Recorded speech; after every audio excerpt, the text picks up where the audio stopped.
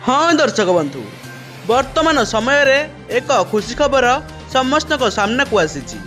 बहुत दिन व्यवधान पर शेष में अंत घटिला।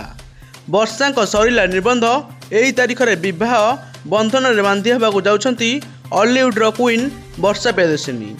से पुणी ओडिशा बाहर विवाह करिवे बोली वर्तमान चर्चा जोर धरबार लगी।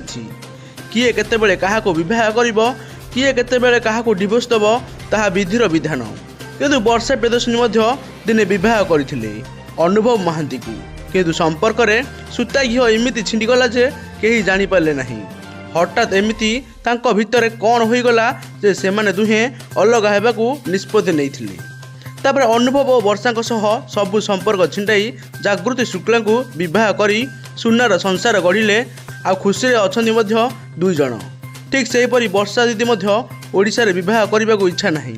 ताले वर्षा प्रियदर्शिनी जहाँ भल पाउछंती तांकू नहीं ओडिशा बाहर विवाह कले किसी असुविधा नहीं। कारण जे जोठी चाहिबो सेठी विवाह करि परिबे। जेमिति सभ्य और अर्चिता ओडिशा बाहर को जाई विवाह बंधन में बांधि हेले, ठीक सेहीपरि वर्षा प्रियदर्शिनी ओडिशा बाहर विवाह करने को जाउछंती। से आउ जन को विवाह करी खुशी रे रहिबे। वर्षा पुराना स्मृति की भूली आग को निजर भविष्य देखी से पुणी थे वर्षा विवाह बंधन में बांधि हेबे। यह ओडिशा तथा बाहर थिबा अगणित दर्शक बंधु चाहूँगी जे वर्षा मैडम खूब शीघ्र विवाह करवाटा खूब भल हेबो। अनुभव महांती एवं वर्षा प्रियदर्शिनी मध्य मनांतर हेबा परे दुहे सबुदिन पई अलग हो जाइछंती।